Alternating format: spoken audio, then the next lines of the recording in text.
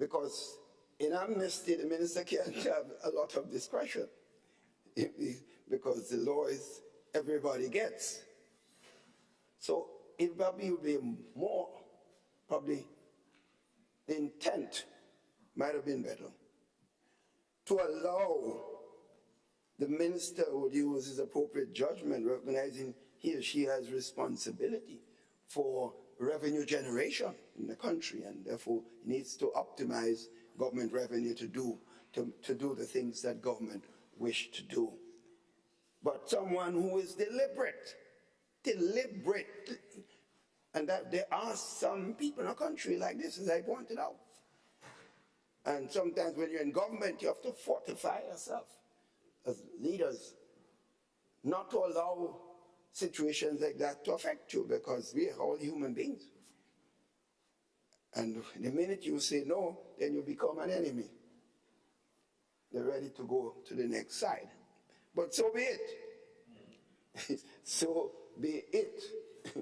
That's the nature of life.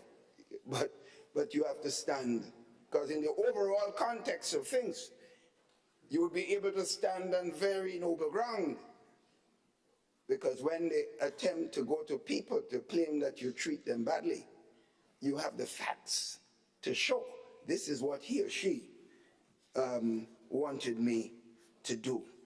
So in effect, what I'm saying, Mr. Speaker, is to make the point, while the general principle is understood and accepted, the benefit of my own experience is necessary so that the government, in going forward, knowing that it has to collect the maximum revenue it requires, would watch those fundamental factors. This is my concerns or point that I wanted to make as I stand here, generally supporting the principle upon which this motion and the intent upon this bill, is before us. Thank you, Mr. Speaker. Thank you, Honorable Leader of the Opposition. Do I see the MP for St. Patrick's West? Thank you, Mr. Speaker, and good morning to my colleagues on this side, as well as to those on the other side. And Mr. Speaker, I wish to comment on how happy I am to see the citizens of the country being a part of and witnessing the democratic process in action. I would like to recommend, Mr. Speaker, that from time to time we get the school children involved in a deliberate attempt to get them to witness the process live and direct. Mr. Speaker, I rise to support the amendment because I think it is something that is of benefit to the entire nation. It is something that is non-partisan in its scope and in its application. The fact that we are in effect bringing forward an ex post facto amendment does not nullify the intent and effect, since no one will be hurt by its application. So, Speaker, who are the ones that will benefit from this amnesty? The ordinary citizens of our country, who have over the years taken a battering economically in many cases. The businesses, especially those that have struggled to recover since the advent of the COVID-19 pandemic. And I dare say, Mr. Speaker, that even the government, because with the incentive now of not having to deal with arrears and penalties, it is more likely that revenues that would not have been collected will now be forthcoming to the Treasury. Just about 4 to 6 weeks ago, Mr. Speaker, close to the gas station in Sauters on Main Street, a gentleman pulled out his tax form. He showed me that with arrears and penalties, his debt to the government of Grenada was in excess of $17,000. Let us put that in context, Mr. Speaker. We have a housing program that provides up to $17,000 for poor people to build a house. This gentleman, who works occasionally in construction, occasionally does a bit of backyard farming, has a liability to the state in excess of $17,000. Because of the amnesty, that has been reduced to $1,700 plus. Massive reduction, Mr. Speaker. Mr. Speaker, we know that most people, if given a chance, do not like to spend, particularly on taxes. So the fear that people may sit back, deliberately refuse to pay their taxes in the hope that down the road there will be an amnesty, that measures have been taken to mitigate against that type of thinking and against that type of behavior. So the fact that one would need to produce a tax certificate under certain circumstances would militate against people practicing that negative and unpatriotic type of behavior, Mr. Speaker. So, Mr. Speaker, the net effect of the amnesty will be that of providing another form of stimulus to the citizens and to the economy, and that is why I support it 100%. Thank you.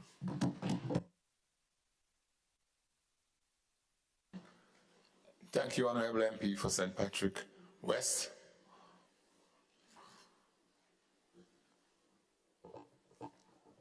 Right, I have not seen any other lights, so, oh, sorry. MP for St. Andrew Southwest. So thank you. Thank you, Mr. Speaker. Mr. Speaker, it's a very pleasant sight. It's a wonderful moment to look around and see so many persons present here this morning. It's a moment of glory. It's a moment of happiness. It's a moment of achievement. And so, Mr. Speaker, I stand in support of this bill, of this amendment to the bill. And I'll tell you why I am doing so.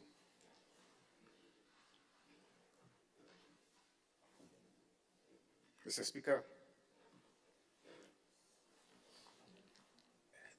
we all accept the role of fiscal policy in economic development. And within fiscal policy, in fact, let me explain, there are two main instruments, two main tools of fiscal policy. One is revenue, and the other is expenditure. And depending on how you implement these two fiscal instruments, you can either stimulate economic activity or you could stifle economic activity. Now, one of the main tools that government can use to stimulate economic activity or to stifle economic activity is taxes. So based on the tax that you implement, private sector may be encouraged to get involved in economic activity, or private sector may not be encouraged to get involved in economic activity. And therefore, what this amnesty, what this amendment seeks to do is to encourage greater private sector economic activity in the country. Mr. Speaker, when you examine these tax arrears, if you examine it closely, you may find that the interest, the fees, and the penalties, they are all together far greater than the principal tax itself. Far greater. And there may be objective conditions that prevent a business from paying its tax on time. I mean, I did not regurgitate the issue of where we just come from in the last few years. But going forward, a government must always think about what economic policies, what fiscal measures it must use to stimulate and to drive the economy. Because the economy, Mr. Speaker, is driven by the private sector.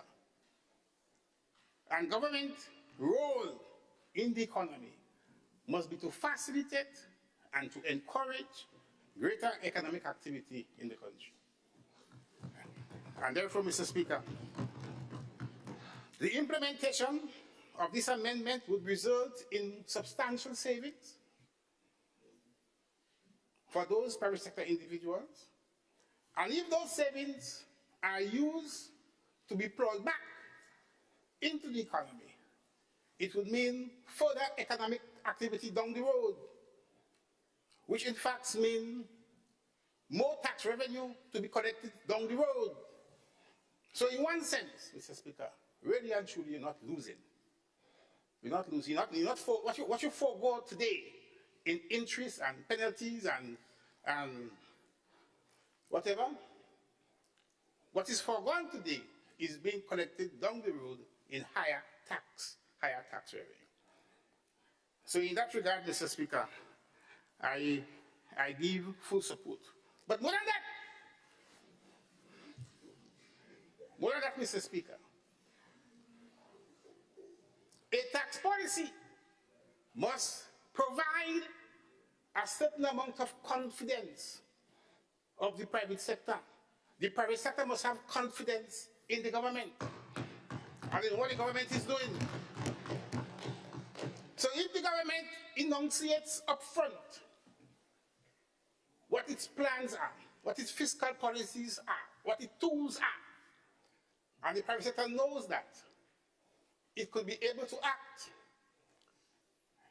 It can get things done because it knows that down the road, or it knows now, that the government is saying to us, do this, and I will not interfere with you down the road, right?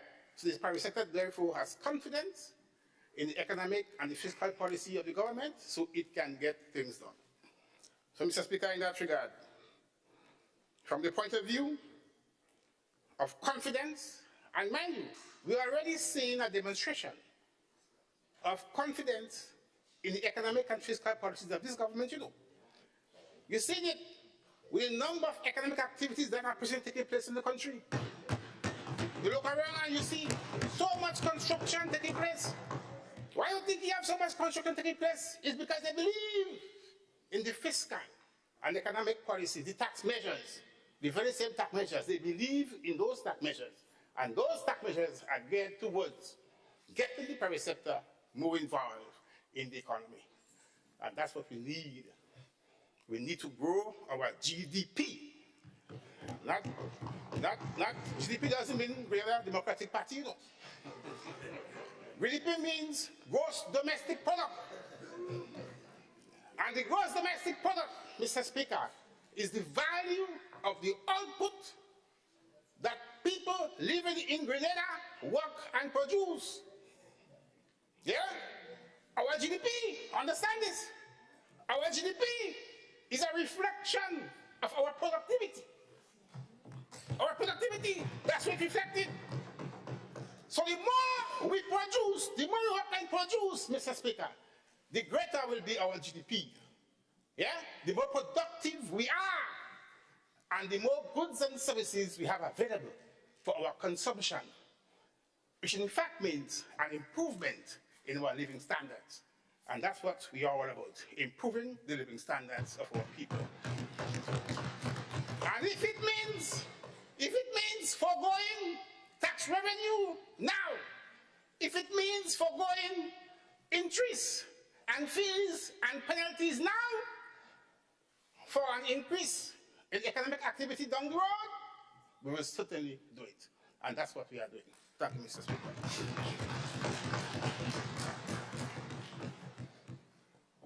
Thank you, Honorable MP for St. Andrews Southwest. Honorable MP for St. Mark. Thank you, Mr. Speaker. Mr. Speaker, I rise to make my contribution to the bill. I just wanted to point out, Mr. Speaker, well, to say first of all that I have no problem with the bill as proposed, but this is not new. Under our administration, it has been done. I was trying to find out how many times this amnesty has been done. It has been done before. And so I don't know if the new government has invented something new or if they would have been following on what we did. But just in case, you know, when we bring the people, and there are some beautiful people all over, we must ensure that we impart the right information so they go away with objective knowledge. And therefore, we have done that before, and it has been successful to some extent. Our fiscal prudence has been well demonstrated. It's unquestionable. And the state of the Treasury, when this new government came in, attests to that. So I will not go into that again. Mr. Speaker, in terms of construction, construction has always been the leading, has been a leading contributor to our economy, and our government has led the way in construction. And I want to applaud this new government on the opening of this new road. I heard it, I haven't seen it yet, but this fantastic road that had been built and started by our government, I'm told that we were given a little bit of credit.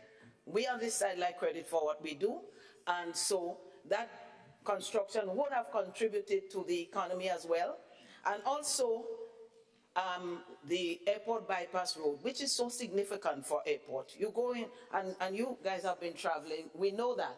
You cannot have an airport road being used for all kinds of other things, and the new bypass again, I'm sure that would have contributed to the economy as well. But getting back to the issue at hand, I want to commend the government for taking this step again.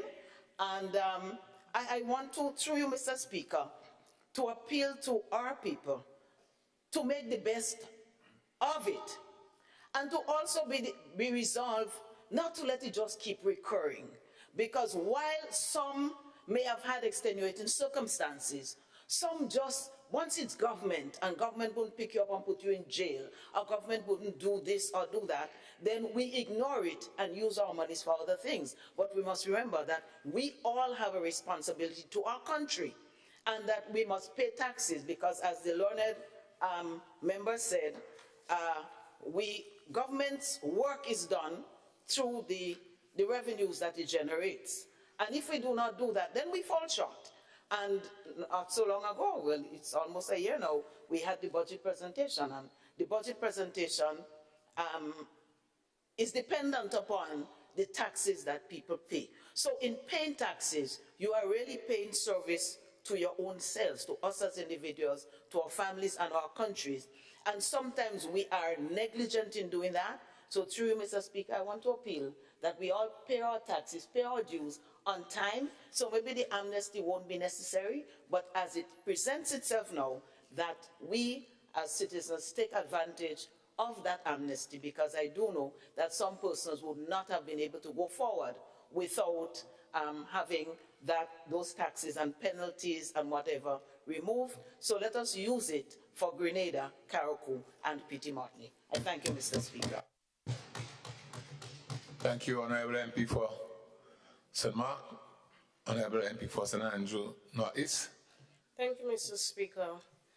And Mr. Speaker, I must say that my colleague basically summarized my thoughts. But I believe it is important to make this point. Tax amnesty is nothing new.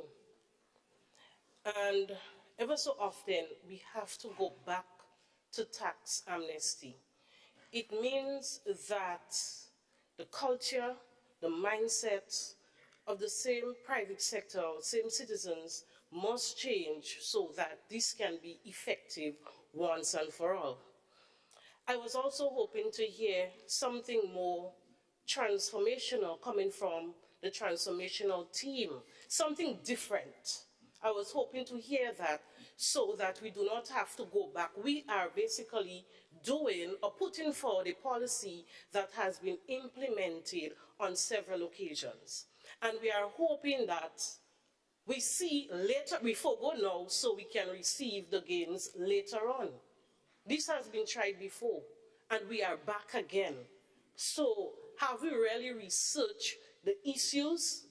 Have we really looked at the tax compliance policies to see what can be changed there so that we can have better tax compliance? These are my concerns, Mr. Speaker. And the member indicated, of course, we need to improve the GDP. We need to stir economic growth within the country. And he's happy to see the level of construction taking place. Again, nothing new. It's a continuation of what has been there. But coming from St. Andrew Northeast, a rural constituency, they have closed down the economic activity with the Sigmund Cultural Center. I would like to see the economic activity restored back in that area as well. Thank you, Mr. Speaker. Thank you, Honorable MP for St. Andrew Northeast. And is it the St. Patrick East? Thank you, Mr. Speaker. And I'll be very brief this morning. But I stand in full support of the amendments that is suggested for this bill. And I think amnesty sometimes is good, but it's not the ultimate solution to the problems that we face in taxation. Okay, there are those of us who believe that we can always, fox the bill, put it that way, and not pay the tax. And then governments after governments have not moved ahead to basically enforce the law. For some of us who don't understand that, government can sell your property. Those properties that you probably say that you're going to hold it for your kids on the road because you're trying to avoid paying tax because you have kids, and many kids. Now, everybody who has kids has a responsibility to take care of his or her children. I have no problem with that. I also want to warn that those out there who are touting the idea that let us promote the Robin Hood policy or philosophy by saying that you're taking from the rich, or the poor, sorry, to give to the rich, that you have to be very careful with that statement, because that adds to the fact that people are becoming more and more non-compliant. And I want to sound this warning. As Minister of Finance, if I ever had the opportunity after this amnesty is over, and there are people out there who has not taken advantage of this thing, I'd have no mercy into enforcing the law as it is and so on. I thank you.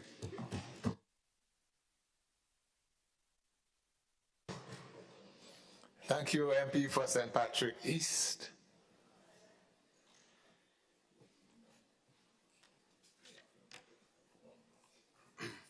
Honorable MP for South St. George.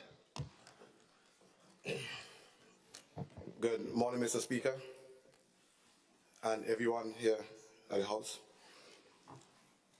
Mr. Speaker, let me just make something clear. I get the notion that when we put forward a bill or something, the members on the other side is like a competition, and I've not seen anything transformational. Mr. Speaker, let me just remind the members on the other side that we just came from a period of almost no economic activity. We just came from a period of COVID where we had lockdowns, where businesses, Mr. Speaker, suffered. So you will have cases where members of the public lost their jobs, and were not able to meet their commitments. Mr. Speaker, you will have cases where businesses, Mr. Speaker, suffered and as a result were affected adversely. Therefore, this amnesty, Mr. Speaker, can add benefit to them. So in bringing the notion that they have not seen anything transformational, what is there to be transformational in a tax amnesty? Tax amnesty is tax amnesty. And it doesn't matter where you go, tax amnesty is tax amnesty. Also, Mr. Speaker, mention, and we have to be careful when we listen to certain people make certain points because, Mr. Speaker, they know better.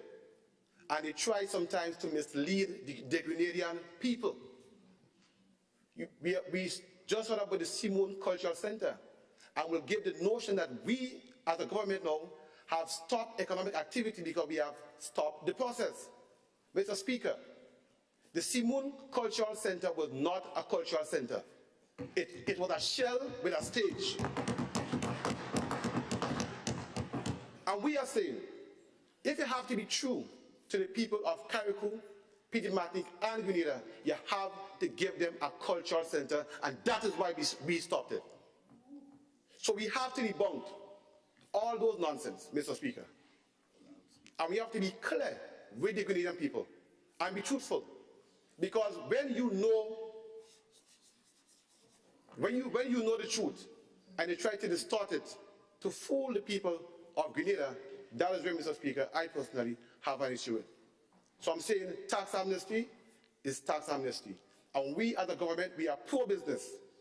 And we are doing everything we can to ensure that we restore economic activity in this country. Mr. Speaker, we came from a period where the other side did not do a good job, and I will not mix bones about it. So we now have to come in and stop the truck from moving backward, put it to a halt, and let it go forward. So it may take a little time. But Grenada, be assured that we are doing our best to move this country forward. Thank you, Mr. Speaker. Thank you, Honorable MP for South St. George. Honorable MP for St. George Northeast. Yes, Mr. Speaker, thank you very much. I stand in full support of the amendment. I believe that it is necessary. I think what is different now is that we are not just targeting corporate society, but everybody is included in the amnesty. And that is something that is different and more. The last time under the former administration that we did have the amnesty, it was targeted for businesses. And it was around the area of the implementation of the structural adjustment program. So it is something that we can debate on, but I think it is futile. What we need to focus on, as the Honourable Member just mentioned, is the impact it will have on people coming out of COVID-19 and the resuscitation of their livelihoods and their businesses. Mr. Speaker, I would like to briefly respond to the remarks in the context that it was raised, which has to do with the question of construction activity. And the Honourable Member for St. Andrew North East raised the point about the Simone Cultural Center. Now, Mr. Speaker, this morning I would not go into great detail, but Grenada was not getting value for money. I would not reveal the high cost it was costing the state just to build a simple foundation. And in addition to that, when we came in, we had to review the plans. As the member mentioned, for South St. George, it was essentially a shell. We had to add in different rooms. You know what we did? We added a mini theater, we added a dancing room, we added new studios, and we changed the entire design completely. And this was as a result of our intervention into the project. What that project looked like on the heels of the general election, just dishing out money to a contractor. And we are saying, we know fully well that that contractor did not have the financial backing to start such a project and was still given the authority to go ahead. It ended up costing the state millions. 3 million just to start, and you still don't have anything. So let us not go there this morning, Mr. Speaker. I believe that construction activity is separate and apart, but I think the substance of what we are putting forward here is the easement to all of our people, corporate and private citizens, on the question of a tax amnesty and how they can be bound post-COVID-19. Thank you.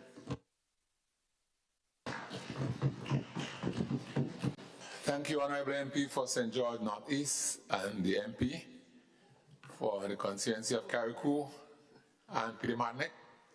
Thank you, Mr. Speaker. Mr. Speaker, I stand to support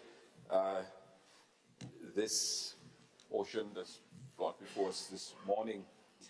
You know, I support it because, as the members on both sides seem to agree, it will help to stimulate some sort of economic stimulation and growth. Over $600 million have not been collected as a result of non-compliance. And of course, what a better time for the amnesty after a period of lockdown and economic activities at a stale pace, and businesses are trying to recover. This government could not have come in at a better time and introduced this policy to assist businesses, and not just businesses, but people in general. And this is what we are about, putting people first, putting the country first. And I want to join my honorable friend from St. Mark's, Mr. Speaker, to encourage businesses and people to take advantage of the amnesty. And this is not an amnesty for amnesty's sake. I mean, it's absolutely clear what we are trying to achieve. You're given a break for a whole year, and if you do not take advantage of it, we will be implementing, or you will face the full weight of the law. So take advantage of the opportunity that is given to you. I believe, Mr. Speaker, that the people of Carriacou and Petit Martinique usually pay our taxes and so on, which is a good thing. But for those of us who don't, I want to encourage them to please do so. But again, I stand to support this and encourage all members to do same. Thank you, Mr. Speaker.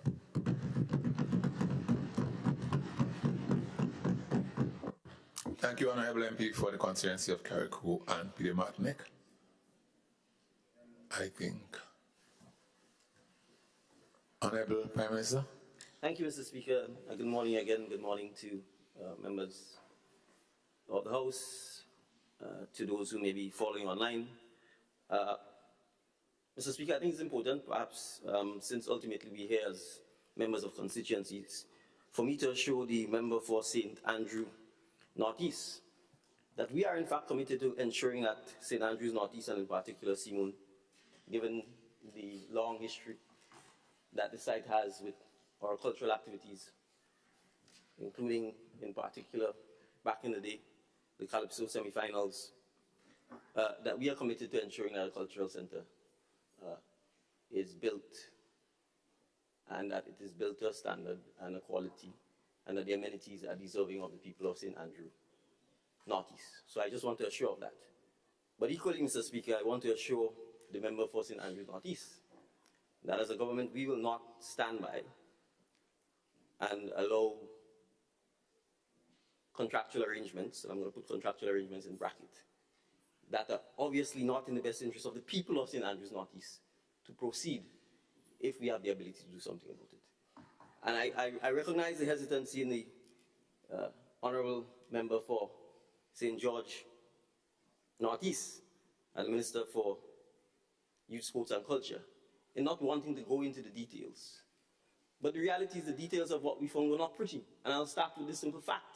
$3 million was advanced to the contractor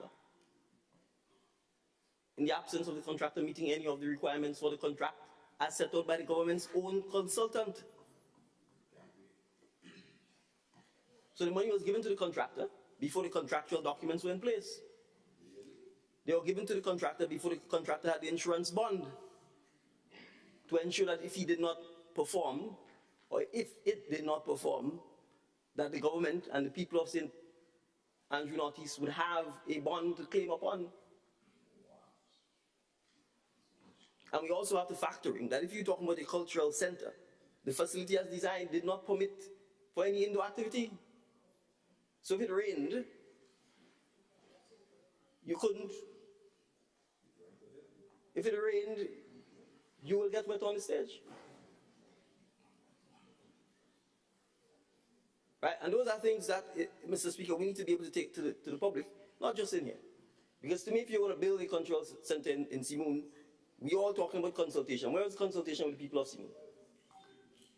Where was consultation with people of St. Andrew Northeast to say, this is what we want to, this is the draft design, give us your input, let us know what you think, etc. So I'm saying this, Mr. Speaker, to say, we want a cultural center, we want a cultural center. We don't want just another bleachers and stage. Because in essence, that is what we are going to end up with at a cost of almost $30 million. So I'm making that point to say, Mr. Speaker, that sorry. I didn't see your mic, Honorable MP for St. Andrew Northeast. Thank you, Mr. Speaker. Mr. Speaker, I stand here on a point of order. Okay. It seems that the members have moved the argument from tax amnesty to the Simon Cultural Center.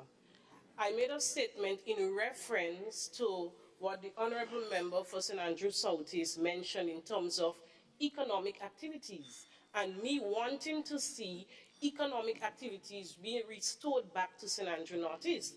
Hence, the Simon Cultural Center that was stopped, and people are wondering why. It also clearly indicates that I'm not sure if it's an orchestrated attempt to mislead the people, but what I do know, Mr. Speaker, is that the people of St. Andrew Northeast, together with the parish of St. Andrew, was invited by Barry's Engineering, who did the complete design for the cultural center, and they were able to give their input. So while these members are making accusations of what is not there, the people already know what has been there together with their input. So it is very important that I make this point, Mr. Speaker. All right. What I think, one more point here, Mr. Speaker, I think the members are mixing up the first phase of the project instead of looking at the complete design. I'm not saying this for argument's sake, I just wanted to make that point. Thank you, Mr. Speaker. All right, Mr. Honorable Prime Minister. Thank you, Mr. Speaker. As I said, Mr. Speaker, we don't need to belabor the point. I think the fundamental point is to assure the member and the people of St. Andrew Northeast that we in fact do want to have a cultural center, not a stage and bleachers at an exorbitant cost. So, Mr. Speaker, I rise to support the bill, and Mr. Speaker, I'm happy that we have a significant audience here, because I think it's important for the public to appreciate the role of Parliament in the implementation of policy. When the budget speech was read, Mr. Speaker, we indicated that for a number of reasons, we would wish to implement a tax amnesty in 2023 for persons who owe taxes and who had significant interest penalties, etc., up to 2021, to ensure that we could deal with the significant arrears that is owed to the government. And in the budget speech, we quoted a figure of in excess of $600 million. The Honorable Leader of Government Business has indicated that the actual figure from the Inland Revenue Department is closer to $777 million based on the SIGTAS reports. So the first question, Mr. Speaker, that we have to ask ourselves as a nation is, how have we come to a position where almost $750 million is owed outstanding taxes? And what did we do or not do to permit the situation. And that's the starting point. If we were collecting the taxes, if we were enforcing the tax laws, we would not be in a position where the government, the state, is owed close to $750 million. That's the first point. But I also raised, Mr. Speaker, on the last time that we were in Parliament, the need to modernize, simplify, and digitize our tax system so that it would make tax collection and the payment of taxes easier. And I indicated that the much talked about data protection bill was part and parcel of that process, because come 2024, the intent of the government is to move the tax collection system online with a new tax administration system.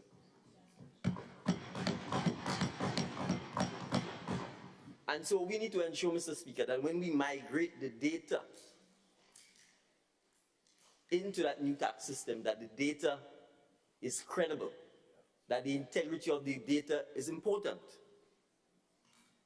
And what I mean by the data being credible or that the integrity being intact, it's simple, Mr. Speaker. In the current system, we have challenges where you will have, well, my name Deacon is unique, so you probably wouldn't find a lot of Deacon Mitchells. But we use an example, Tom Jones, where you have 7 Tom Joneses, and it is not clear whether it is actually 7 Tom Joneses, or whether just over time, the integrity of the data has been compromised, so it is perhaps only 2 Tom Joneses, but we have a duplication of names. And so when we go into the system, the new system, Mr. Speaker, we need to eliminate that. Similarly, and I'm sure the citizens of Grenada have encountered that, from time to time, you go in to pay your land tax or your property tax. You are satisfied you have no arrears. Inland Revenue is telling you you have arrears. And you and the tax officer has a standoff. And they tell you, go and bring your receipt. No, if you don't have your receipt, they are not removing those arrears. It doesn't mean you didn't pay. You might have paid and misplaced your receipt. And so they're saying you didn't pay because whether it's a clerical error or somebody didn't change something in the system, they are now saying you owe the tax. And not only do you owe it, you don't have interest, arrears, and penalties. And what is the interest rate on most of these taxes? It is 2% per month. 2 by 12 is 24%. So if you owe $100 in tax,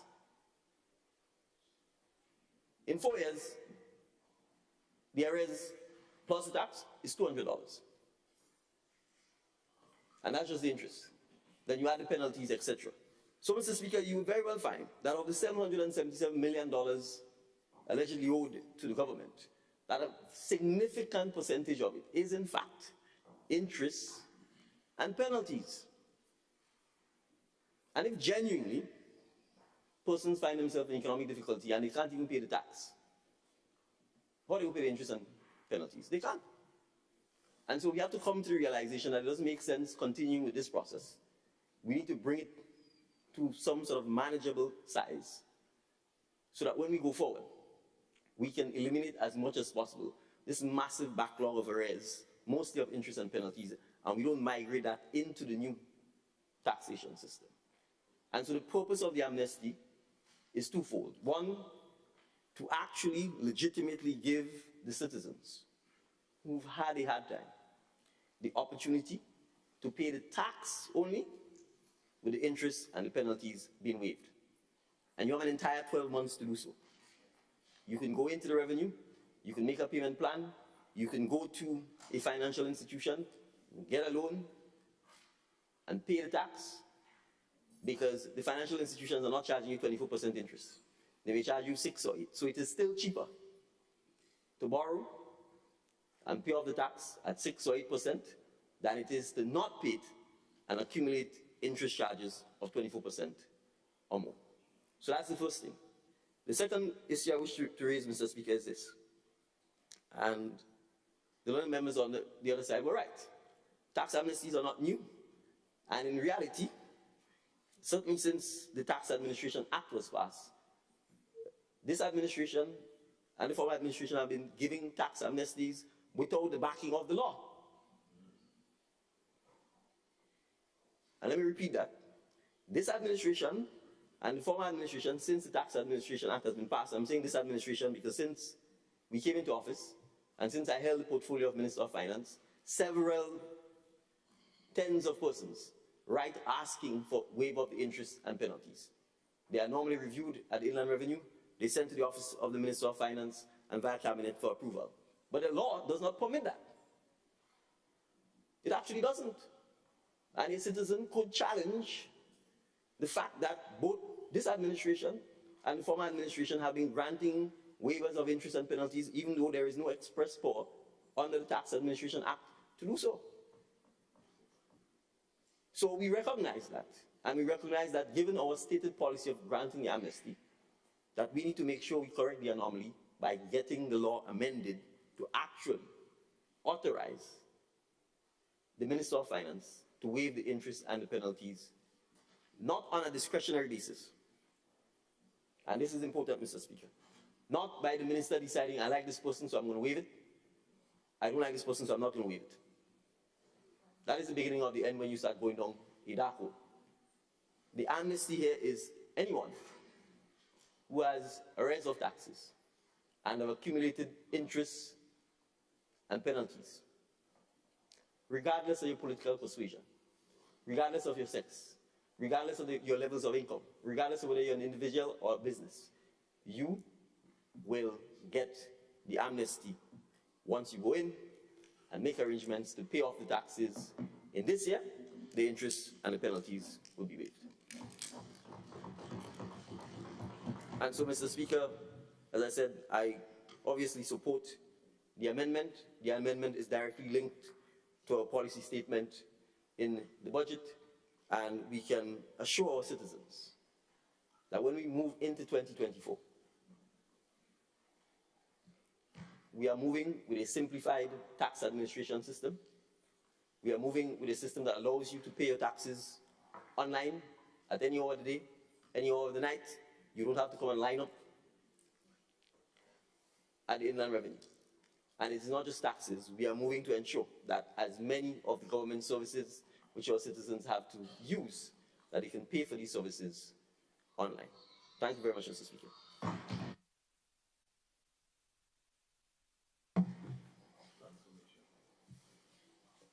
Thank you, Honorable Prime Minister. Leader of Government Business. Thank you, Mr. Speaker.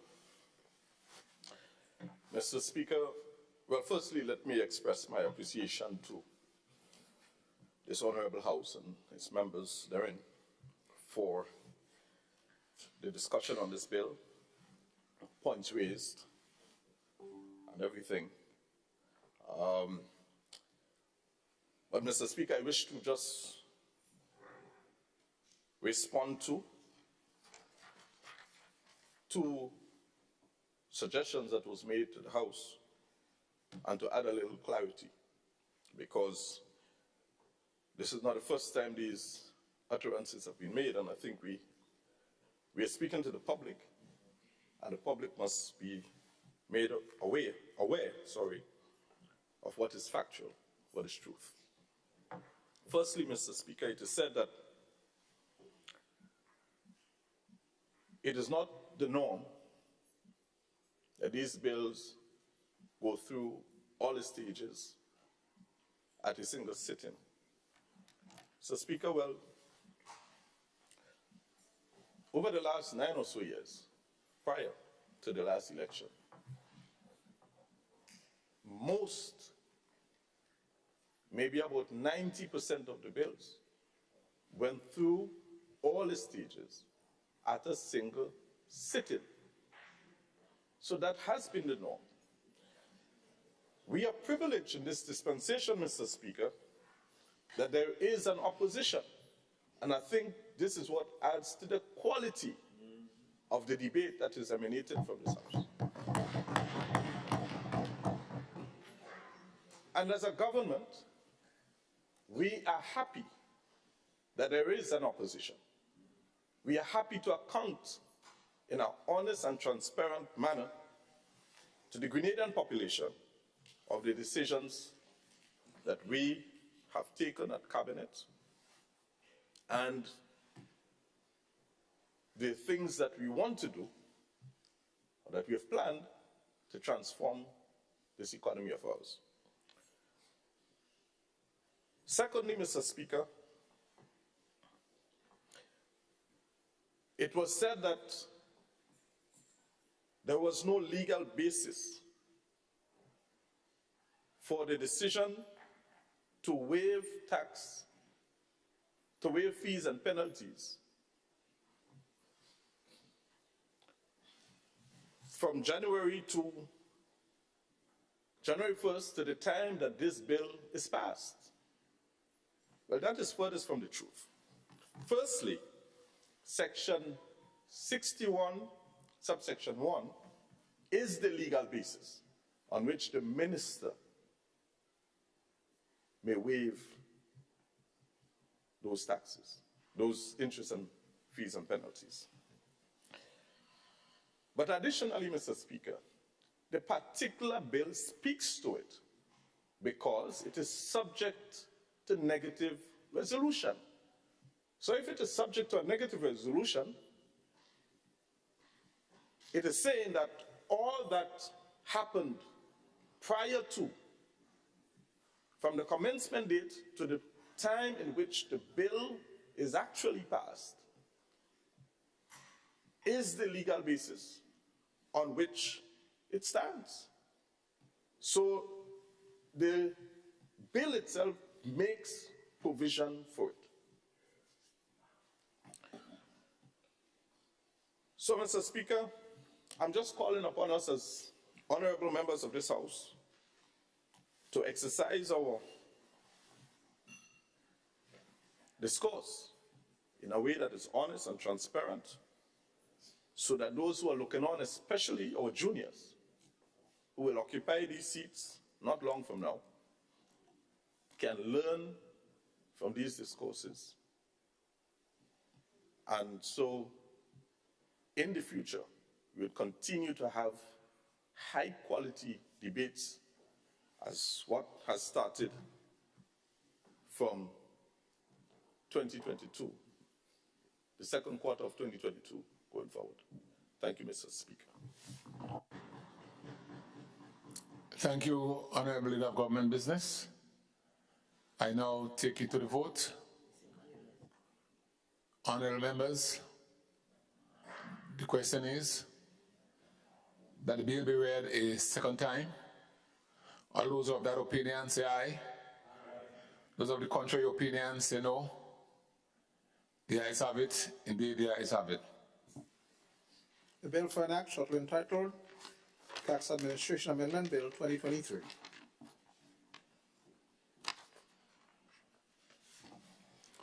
Leader of Government Business. Mr. Speaker, I beg to move that this Honorable House resolves itself into a committee of the whole House to consider this bill clause by clause. Honorable members, the question is that this Honorable House resolves itself into the committee of the whole House to consider the bill clause by clause. All those who have that opinion say aye. Those of the contrary opinion say no. The ayes have it. Indeed, the ayes have it.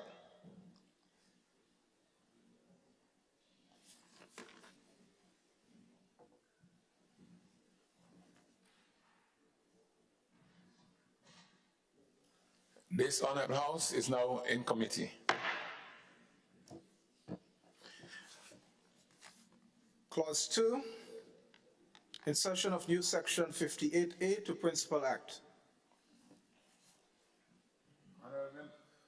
Honorable members, the question is that clause 2, insertion of the new section 58A to the Principal Act form part of the bill.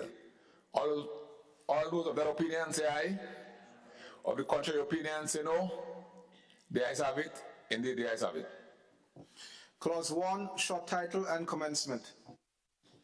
Honorable members, the question is that clause 1, short title and commencement forms part of the bill.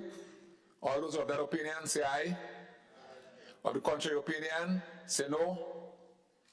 The ayes have it. Indeed, the ayes have it.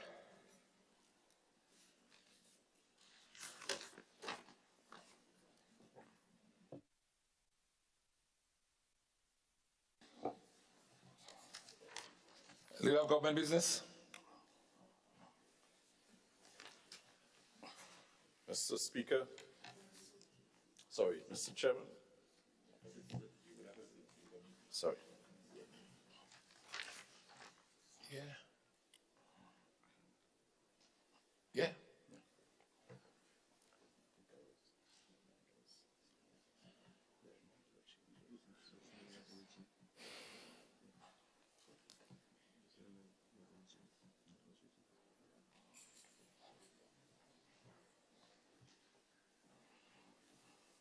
Mr. Chairman, I beg to move that since that there is no amendment or recommendation for amendments, that this committee is resumed, that the House resumes, sorry, and that the chairman report progress on the bill. Thank you. Honourable members, the question is that the House resumes and the chairman of the committee reports progress on the bill. As many have that opinion, say aye. Aye. Of the contrary opinion, say no. The ayes have it. Indeed, the ayes have it.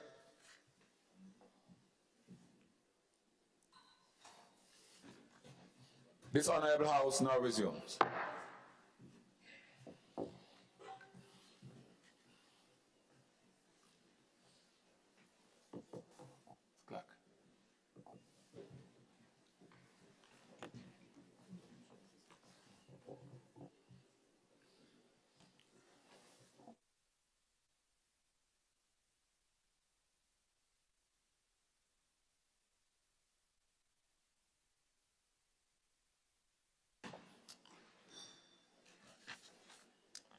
Honourable members, I have to report that the bill was considered by a committee of the whole House and passed without amendment.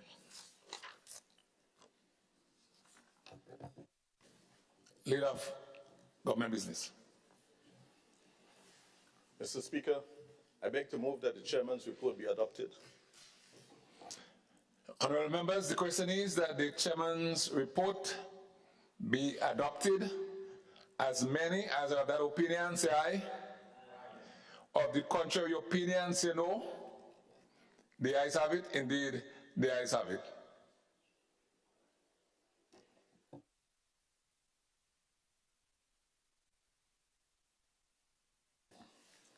Leader of Government Business. Mr. Speaker, I beg to move the third reading of the bill. Honourable members, the question is the bill be read a third time.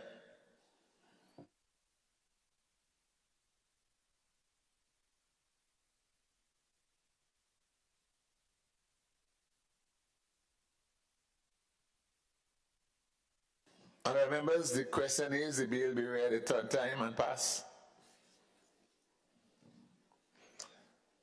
As many as of that opinion say aye.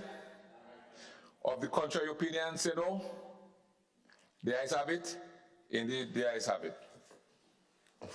The bill for an act shortly entitled Tax Administration Amendment Bill 2023.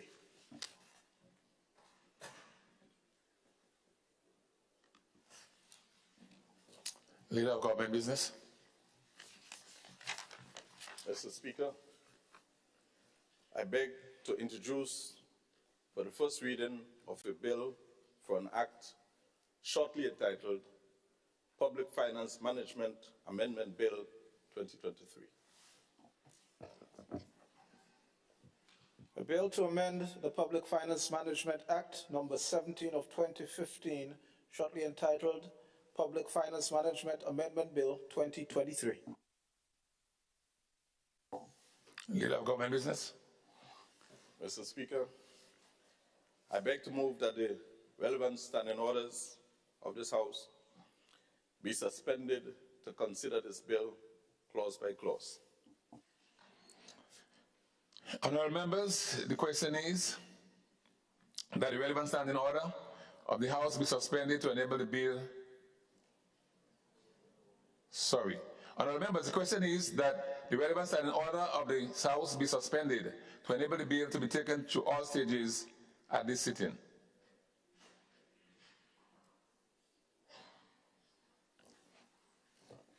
All those of that opinion? All those of that opinion say aye. Or the contrary opinion say no. The ayes have it. Leader of Government Business. Mr. Speaker, I beg to move the second reading of the bill. Honourable members, the question is that the bill be read a second time.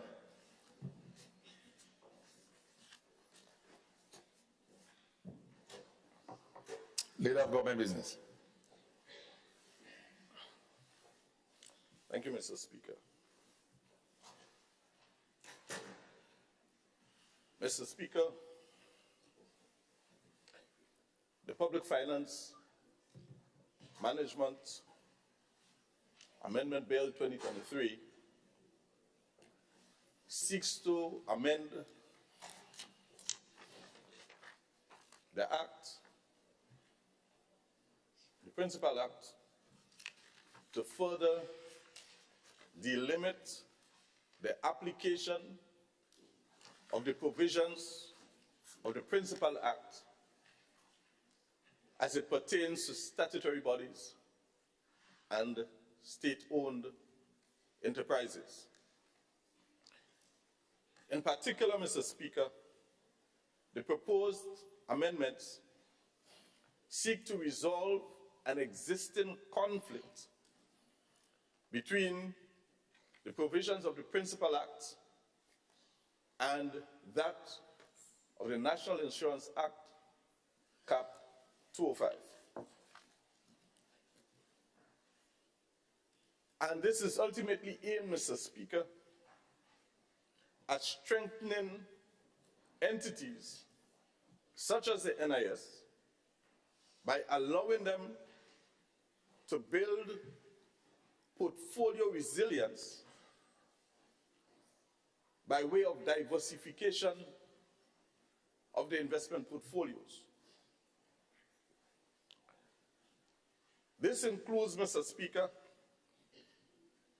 investment in government securities which are currently prohibited under Section 78(5) of the Act. This particular bill, Mr. Speaker, has two clauses.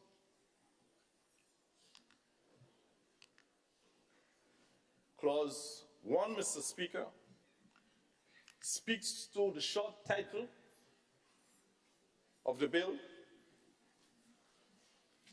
of the Act, the Public Finance Management Amendment Act 2023, for which this is a bill. And Clause 2 seeks to amend Section 78 of the Principal Act by doing the following.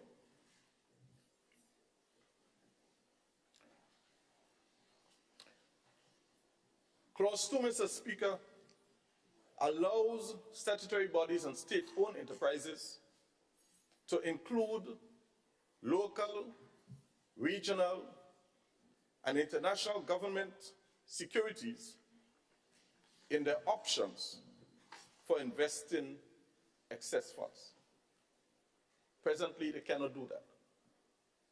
So we are opening it up, Mr. Speaker, so that our local state-owned enterprises and statutory bodies can participate, just as any other company here operating in Grenada, in that market, in that space. So when the government, Mr. Speaker, issues treasury bills, for example, they can now participate in that bidding process. Prior to this bill, or as it stands now, that does not happen and cannot happen. This amendment, Mr. Speaker, opens it up. And Mr. Speaker, the NIS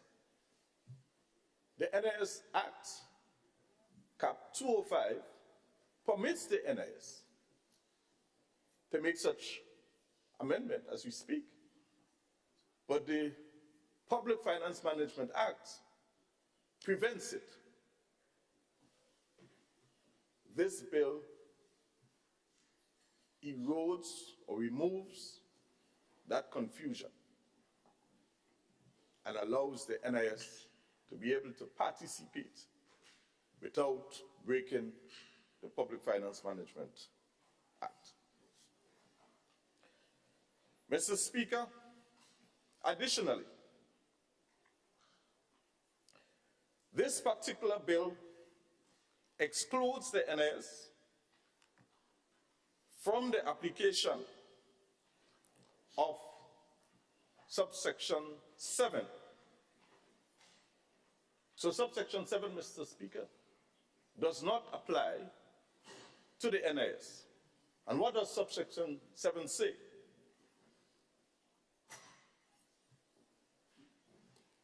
It says that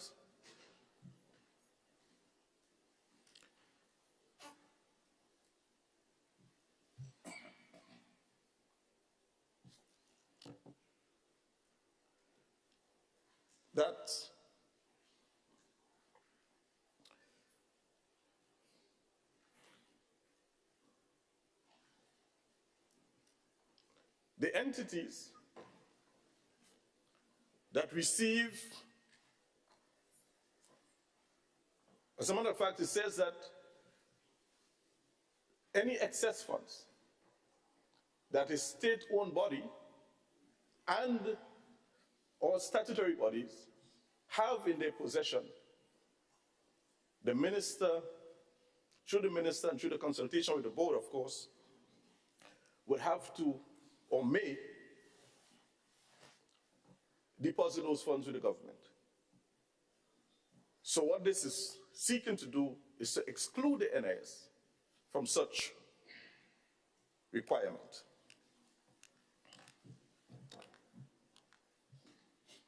Mr. Speaker, thirdly, this particular bill limits the application of subsection 7 to statutory bodies and state-owned enterprises that receive government subvention, and it also empowers the minister to prescribe an expenditure ceiling in respect of statutory bodies where no such ceiling is prescribed in the Act establishing the statutory body. Mr. Speaker, Clause 2 continues. Clause 2 amends the amendment in Clause 2, Mr. Speaker, by amending Section 78 of the Principal Act in subsection 5. This bill seeks to delete the word provided, however, that a statutory body may not invest its money in government securities where they appear. So, Mr. Speaker, the amendment seeks to remove that wording. And by removing that wording, it now allows state-owned enterprises and government entities the flexibility of choosing whether they want to invest in government securities or not, locally, regionally, and internationally. And as we know, those of us who are financial minds, who are trained in finance, understands that generally government securities are some of the safest forms of securities. Yeah? But in our local context, Mr. Speaker, it allows our state-owned enterprises and statutory bodies now to be able to participate when government issue bonds and treasury bills and what have you. Mr. Speaker, this bill seeks to insert a new subsection, subsection 7A, subsection 7, Subsection 7, Mr. Speaker, shall not apply to the NIS, as previously stated, and shall only apply to those statutory bodies and state-owned enterprises. Those that receive transfers of any kind from the national budget, including subvention or guarantees for any year in the 5-year period immediately preceding the fiscal year. Secondly, Mr. Speaker, those which for 3 consecutive quarters in the preceding fiscal year has not met the quarterly reporting requirement established by the minister. Yeah. And thirdly, those who audited balance sheet has recorded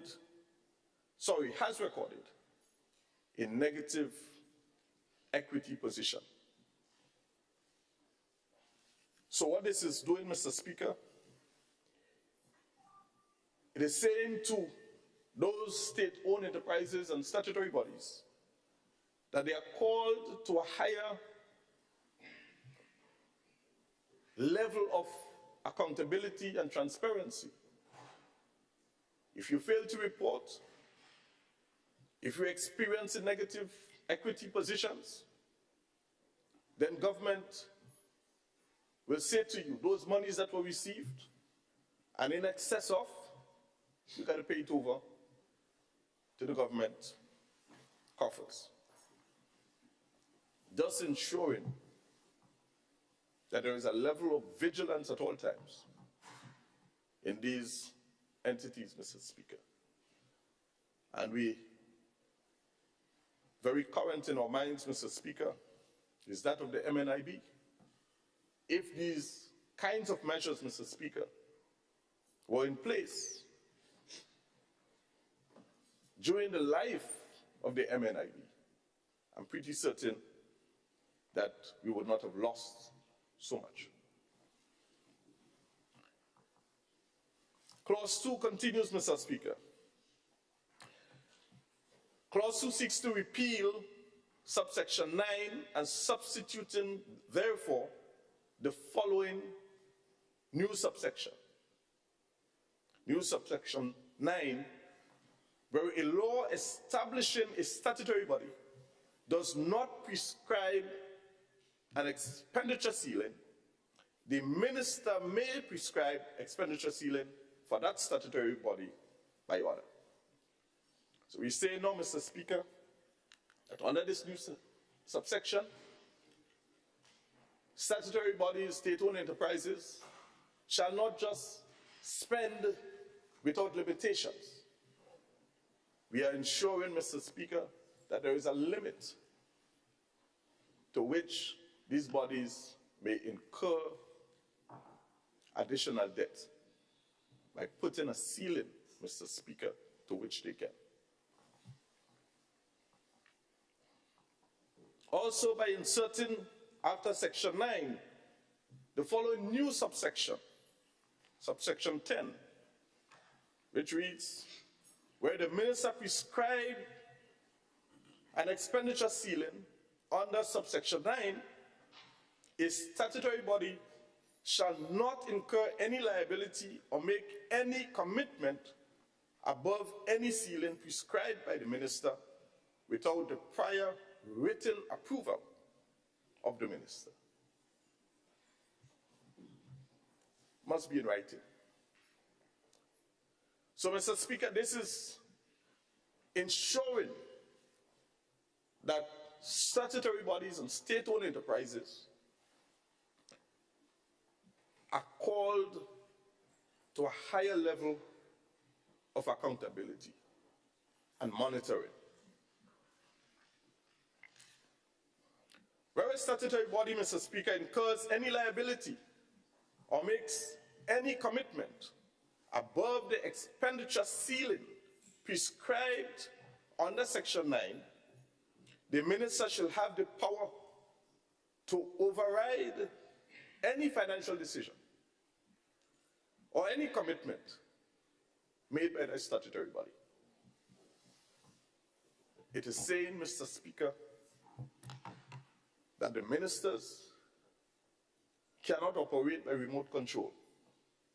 They must be involved. They must know what is happening within the statutory bodies. There must be written communication between the statutory body and the minister giving approval to these commitments and expenditures. For the purposes of this section, Mr. Speaker, clearly, the NIS means, or the National Insurance Scheme means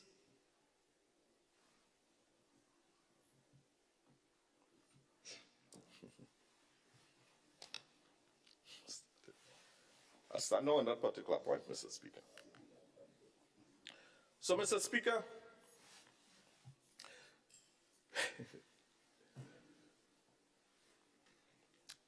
this government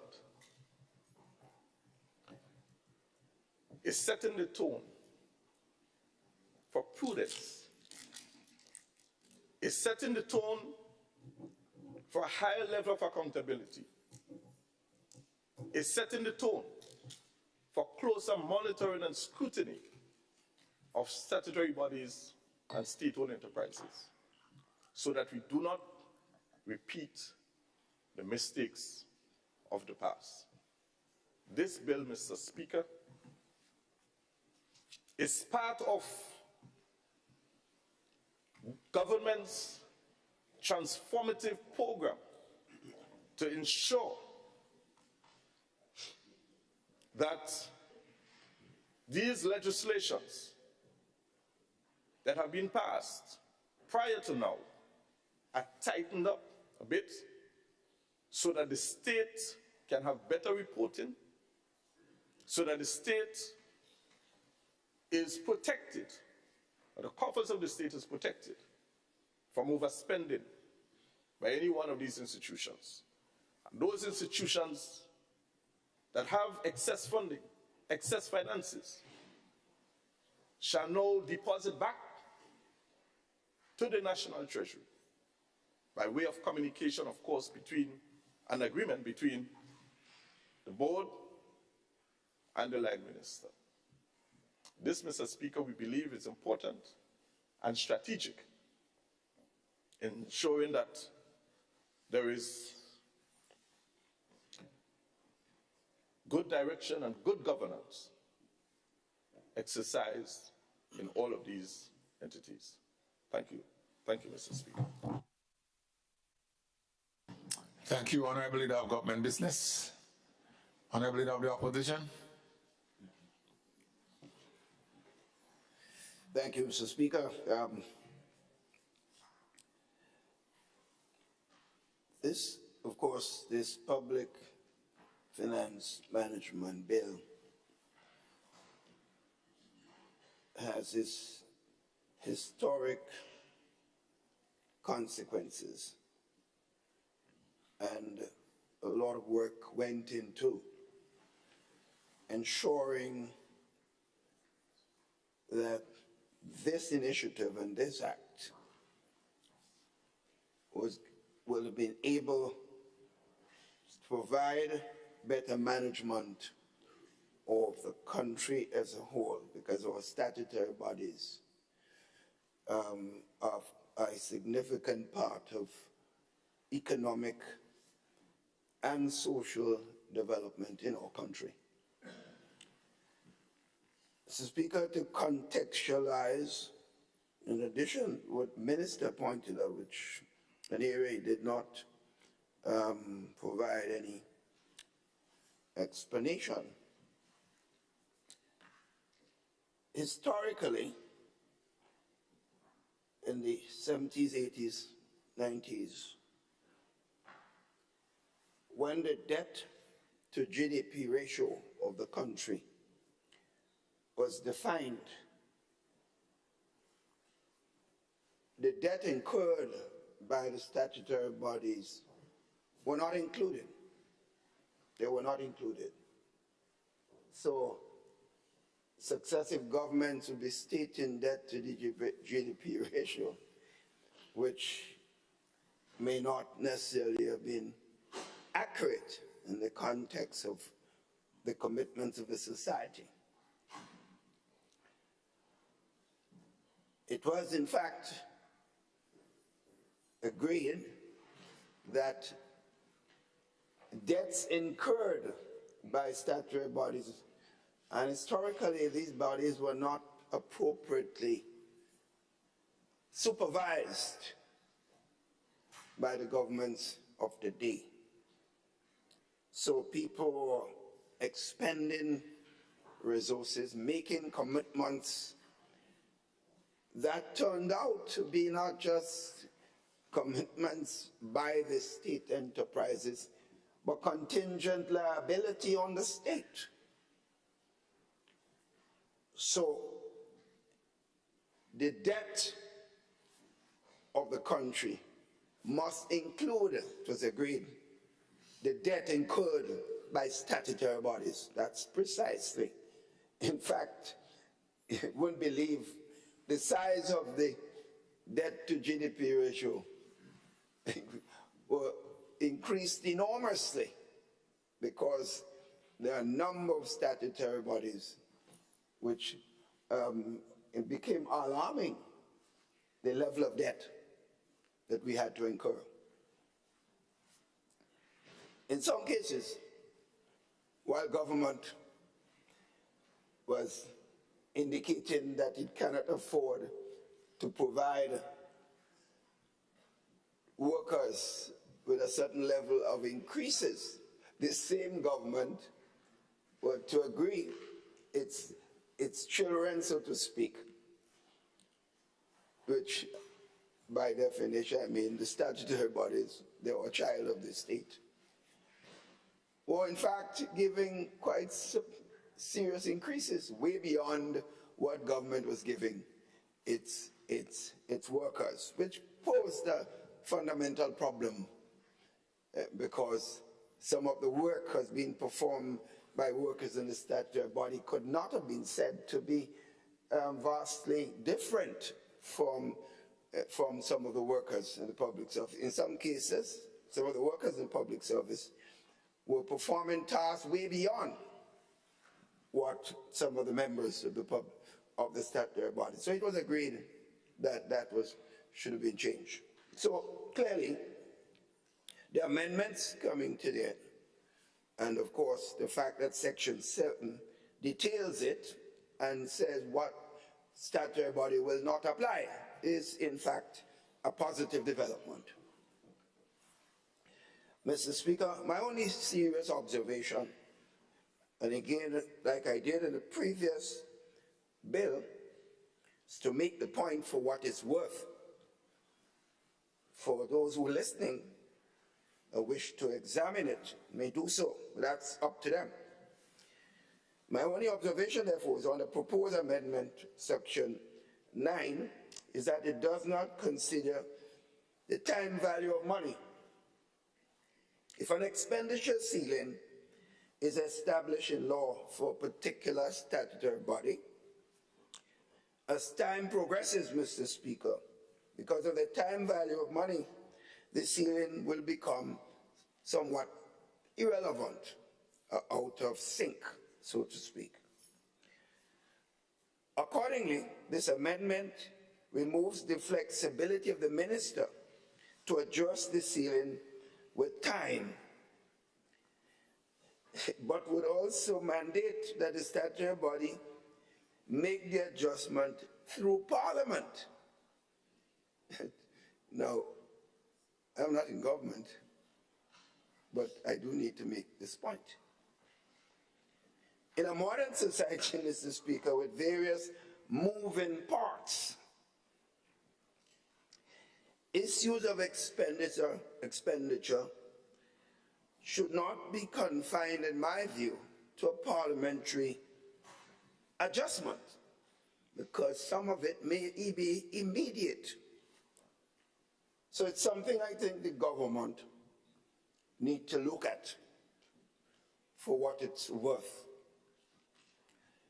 Because no matter how good intention the minister responsible for those statutory bodies are, having been in government for years, I know many times the ministers sometimes not even aware of some of the decisions that are in fact made in his or her name.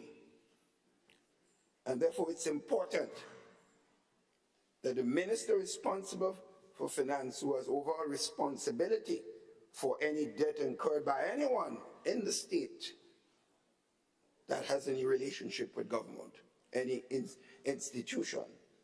So as I pointed out, that would be my main comment. But it's a general, in my view, the necessity for the Public Finance Management Act of 2023 and the amendment to it is, to me, is a necessary initiative, and clearly will generally have my support, but I caution about a wide range of having to, every serious decision that the minister intends to make, he has to go back to Parliament. That might be a little untidy. So for what is worth, Mr. Speaker, that would be my main comment on this. And as I said before, Mr. Speaker, when I speak now more than ever time before, I'm speaking to the record. Very important. Thank you, Mr. Speaker. Thank you, Honorable Leader of the Opposition, Honorable MP for St. George Northeast. Yes, Mr. Speaker, thanks. I rise in full support of this amendment bill. I think it is timely, and as someone who holds the office of in charge of the Second Treasury, I'm just joking, innately, I think this is important to put greater management over the statutory bodies. But, Mr. Speaker, I want to commend the Leader of Opposition to you of making a very important observation in terms of the value that can deteriorate or decrease over time, and not leaving the ceiling at a specific amount, and also his contribution on the process to changing the ceiling. That is important. So it is substantive, and this is a substantive contribution. I think we must acknowledge it, and we have done so and demonstrated as a government that when the opposition give valuable contributions to these important discussions, that we acknowledge them. It also, Mr. Speaker, this bill in particular speaks to the government's commitment to seriously managing the economy. And as mentioned, the economy is not just the government of the day, but has different parts throughout. And therefore, it's incumbent on the government to demonstrate that it has control while allowing institutions to perform based on their laws, but that it controls what is taking place in society. Statutory bodies are not laws unto themselves, and they account to somebody. Whether it's through the line minister or the parliament, they do account.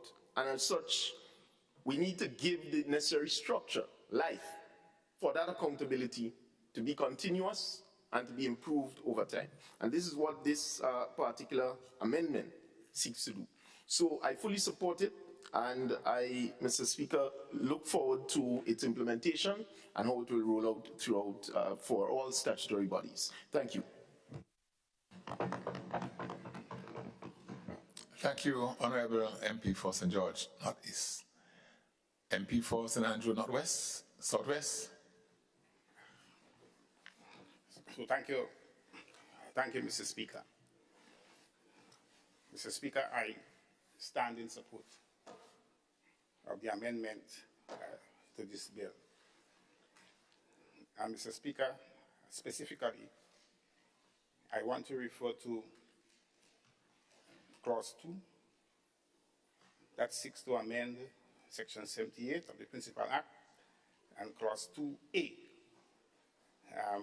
which says, allows statutory bodies and state-owned enterprises to include local, regional, and international government securities in their options for investing excess funds.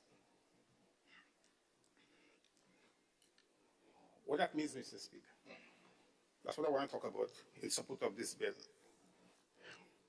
What that means. First of all, Mr. Speaker, we have to recognize that we have a small economy. We have a small economy with a GDP, a gross domestic product, of about $1.3 billion. So it's small. There is only so much we can get from a small economy. And therefore, when your economy is small, you have to find other ways in which you can make more money. Yeah? And therefore, it means that you may not only have to invest locally, but you may also want to invest regionally and internationally. In fact, there could be more money if you invest regionally and internationally to help your financial situation. So when it says government securities, what are government securities? Essentially, Mr. Speaker, there are two kinds of government securities. You have what is called treasury bills, and you also have what is called bonds. So you have government treasury bills and you have government bonds. Government treasury bills are usually short-term securities. Short-term, meaning they normally don't go beyond 1 year. But when you invest in them, you get an interest. Because every investment comes with an interest rate. And that interest rate is to cater for the value of the change in the value of money. The value of money changes as time goes by because prices go up. So what you could buy now with $100 today, you may not be able to buy the same thing with $100 down the road because of higher prices. You call that the real value of money. And therefore, to cater for the real change in the real value of money, you apply an interest rate. So if the interest rate, Mr. Speaker, is higher than the level of prices, then your real value of money would rise. So with these government securities, you have an interest rate, and in most cases, it is set at a level that caters for changes in the value of money, that cater for higher prices. Now, in the treasury bills, you can get interest rate, because they're short. Interest rate could be 2%, it could be 3%. And if prices is at 1%, 2%, you could still benefit. And after 1 year, what it means is that you get back the amount you invested, which is the principal, plus your interest. So that's a good investment. And it is secured. You ain't going to lose it because it's government. Right? The other kind of security is what we call bonds, government bonds. Government bonds are usually longer term. They could be 3 years, 5 years. And the interest rates on these bonds are much higher. They could be 6%, it could be 7%. Because with that bond, you're putting that money there for a longer time period. So the money stays with you it stays with the institution for about 3 to 5 years. But you get a much higher interest rate. And those payments are made sometimes twice per year. So you invest $100,000 at 5%, right? Every 6 months you get something back. So the government bonds are considered to be the better kind of investments. Now, you can invest. There is what is called the Regional Government Securities Exchange. Regional Government Securities Market, the RGSM, which is operated from the Eastern Caribbean Central Bank. So if a sanitary body wants to invest, it can now invest in regional securities. The law does not allow them to do so now.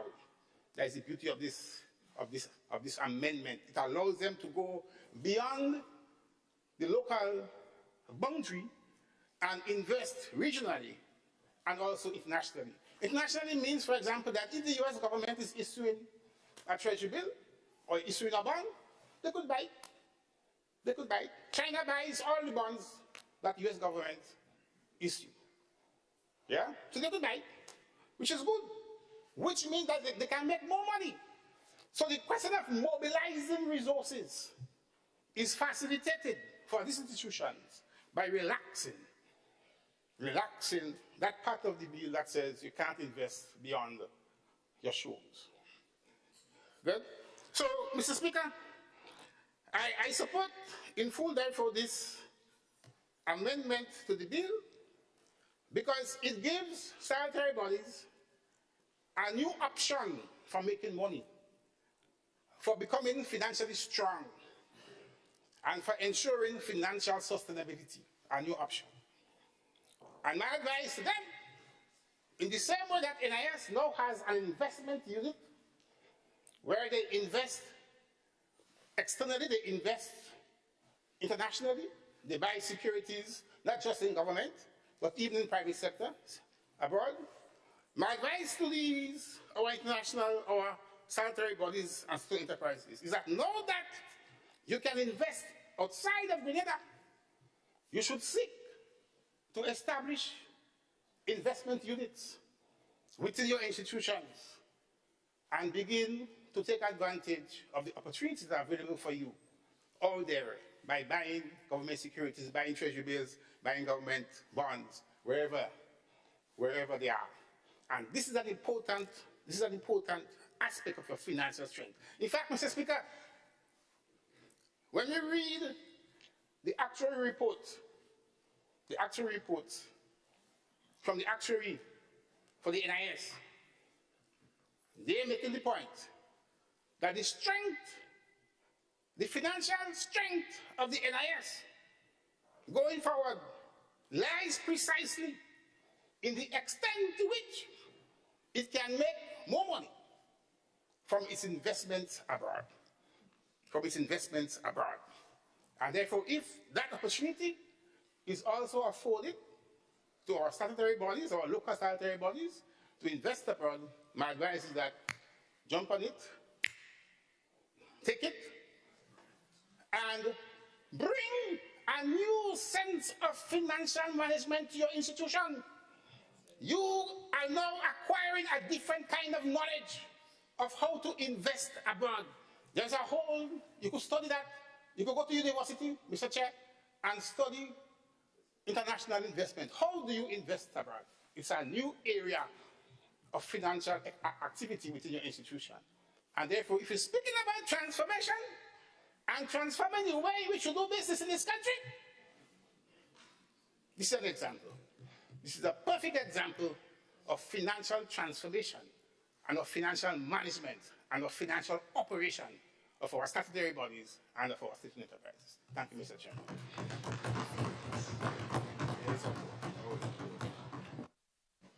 Thank you, Honorable MP, for St. Andrews Southwest.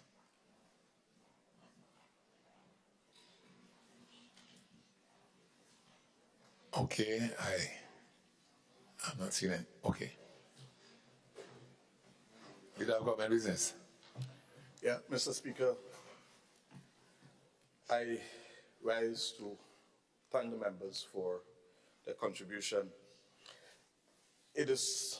I feel proud, Mr. Speaker, when I listen to the contributions that are made this morning. You know, it's our young ones can sit and listen and learn and develop and grow.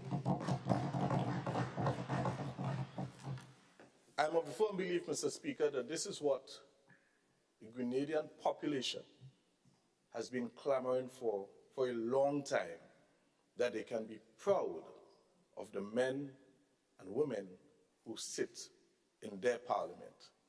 I wish to, Mr. Speaker, thank every single one of us on both sides of this House for the contributions made to this and the previous bill. Thank you.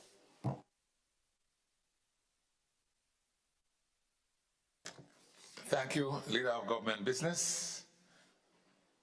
Honourable members, the question is that the bill be read a second time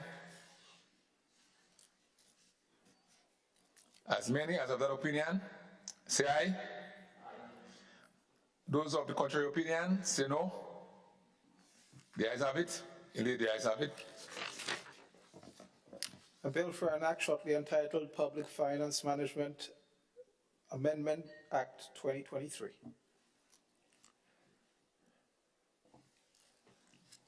Leader of Government Business. Thank you, Mr. Speaker. Mr. Speaker, I beg to move that the House resolves itself into a committee of the whole House to consider this bill clause by clause. Honourable members, the question is that this Honourable House resolve itself into a committee of the whole House to consider the bill clause by clause. All those who are of that opinion say aye. Those of the contrary opinion say no. Indeed, the ayes have it. The ayes have it.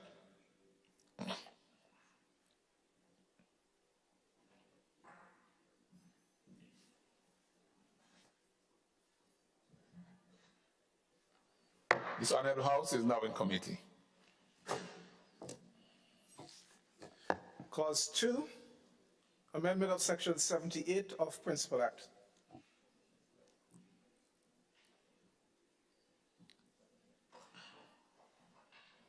Honourable members, the question is that amendment of Section 78 of the Principal Act form part of the bill. Those of that opinion say aye. Of the contrary opinion say no. The ayes have it. Indeed, the ayes have it. Clause 1, short title. Honourable members, Clause 1, short title, forms part of the bill. Those of that opinion say aye. Those of the contrary opinion say no. The ayes have it.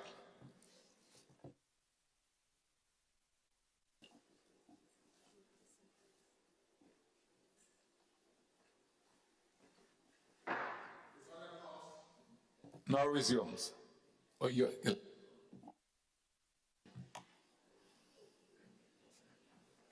sorry. Honourable Leader of Government Business. Mr. Speaker, Mr. Speaker,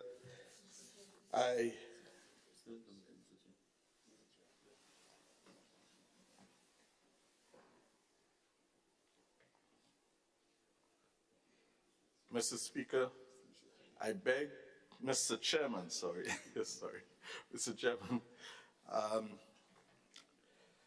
given that there is no further comments or requests for amendments or no further discussions on this bill, I beg that the House resumes and that the Chairman reports progress on the bill. Thank you. Honourable members, the question is that the House resumes and the Chairman of the committee reports progress on the bill. As many of that opinion say aye. Of the contrary opinion say no. The ayes have it. Indeed, the ayes have it.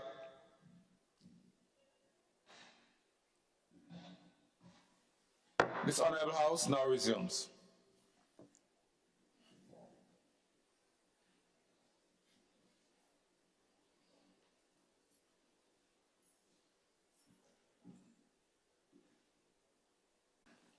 I have the pleasure to report that the bill was considered by a committee of the whole House and passed without amendments.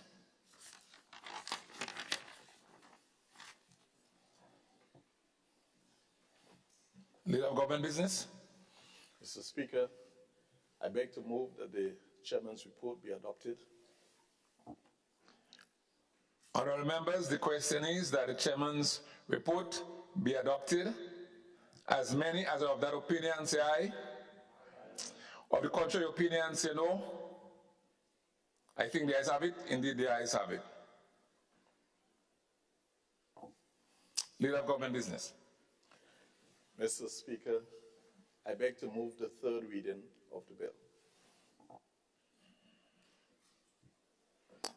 Honourable members, the question is that the bill be read a third time and pass. As many of that opinion say aye. Of the contrary opinion say no. Indeed, The ayes have it. The ayes have it. A bill for an act shortly entitled Public Finance Management Amendment Bill 2023.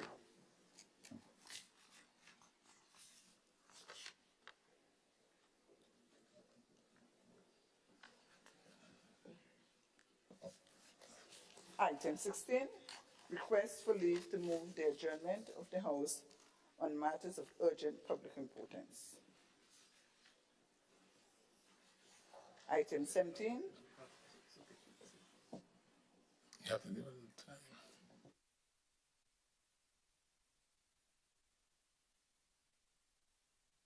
Go ahead.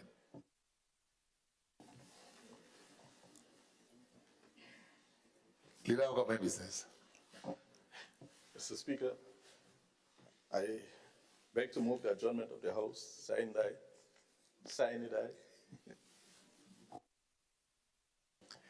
Honourable members, the question proposed that the House be adjourned, signed aye. Honourable members, the question is that the House be adjourned, signed aye. Those who have that opinion say aye. Those who have the contrary opinion say no. The ayes have it. Indeed, the ayes have it. This Honourable House now stands adjourned. Sign it aye.